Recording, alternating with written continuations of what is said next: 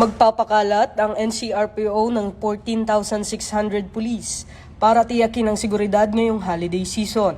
Sa bilang na ito, 7,327 ang itatalaga sa matataong lugar tulad ng malls, palengke, simbahan at transport hubs, habang 7,287 naman ang magsasagawa ng checkpoint at routine police operations.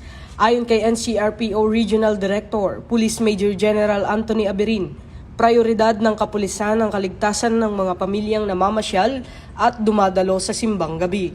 Bagamat may nakikitang 31% pagtaas sa petty crimes, sinabi ni NCRPO spokesperson, Police Major Hazel Asilo, na nananatiling manageable ang crime situation.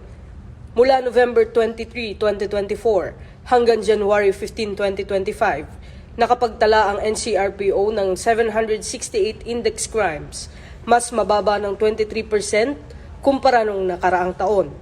Kasabay nito, pinaiting din ang kampanya kontra profiteering at hoarding. Ito ang bagong PNP para sa bagong Pilipinas, serbisyong mabilis, tapat at nararamdaman.